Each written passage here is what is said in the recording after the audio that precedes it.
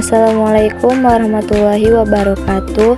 Perkenalkan, nama saya Rahma Nadia dari Prodi Ekonomi Syariah, Fakultas Ekonomi dan Bisnis Islam.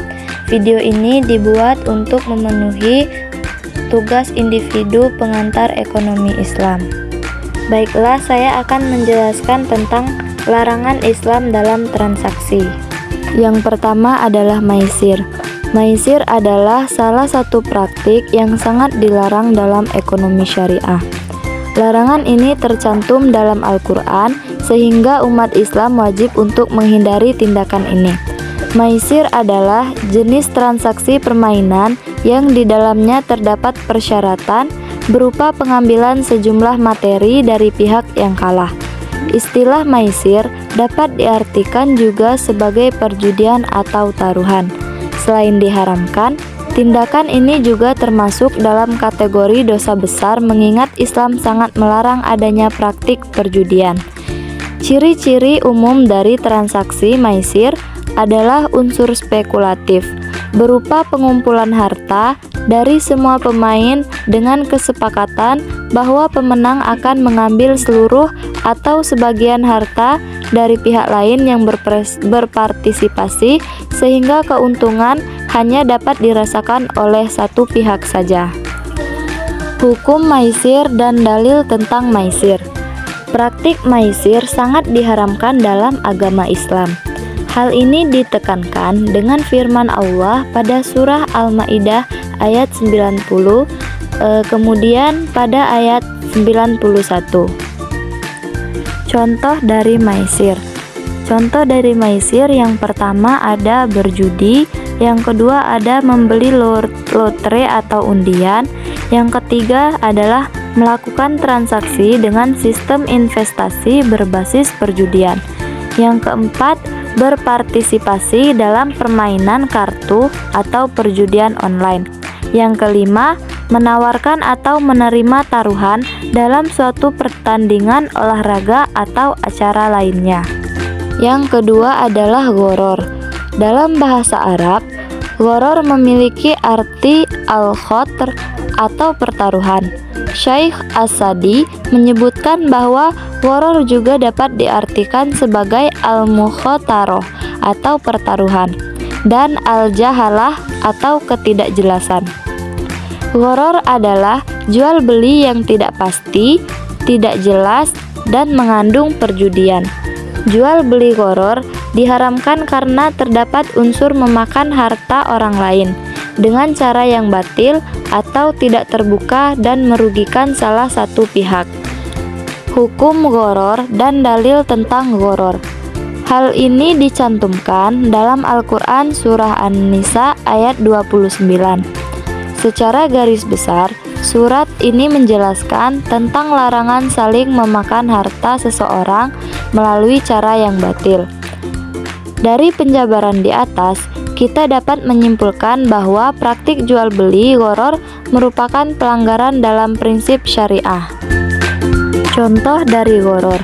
Contoh dari gharar yang pertama adalah jual beli dengan penentuan harga yang tidak jelas.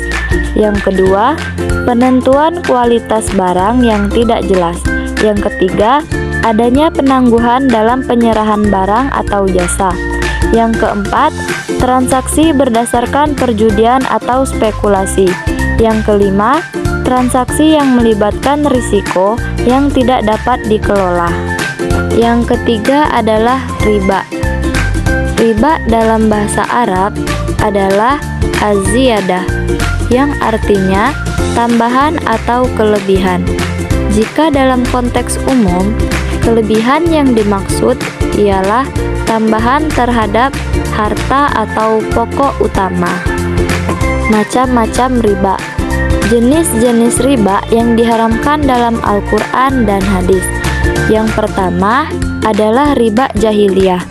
Riba jahiliyah merupakan jenis riba yang bentuknya pelunasan hutang dengan jumlah yang lebih besar daripada pinjaman pokoknya. Umumnya, riba semacam ini dikenakan ketika peminjam tidak mampu membayar utang sesuai dengan waktu yang dijanjikan. Yang kedua adalah riba qard. Riba qard merupakan jenis riba paling umum ketika seseorang meminjam uang dengan waktu pelunasan atau tenor dan bunga tertentu.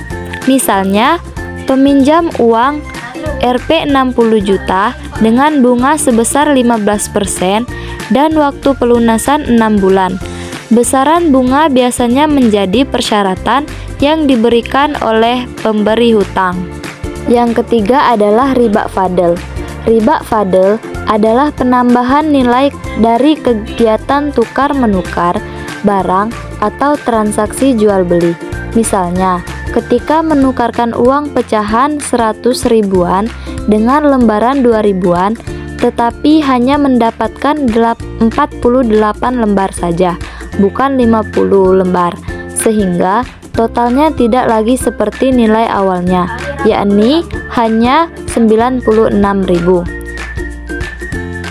Yang keempat adalah riba nasi'ah. Riba nasi'ah merupakan kelebihan yang diperoleh lewat transaksi jual beli dalam waktu tertentu. Barang yang digunakan dalam transaksi tersebut jenisnya sama, hanya saja dalam pembayarannya ada penangguhan. Dan yang terakhir adalah riba iyad. Riba iyad terjadi dalam transaksi baik jual beli maupun tukar menukar barang yang awalnya terjadi tanpa adanya kelebihan. Namun, karena adanya penundaan pembayaran akibat ada salah satu pihak yang meninggalkan akad sebelum serah terima barang, maka nilainya menjadi bertambah. Baiklah, itulah penjelasan dari saya. Semoga dapat bermanfaat dan dapat dipahami. Wassalamualaikum warahmatullahi wabarakatuh.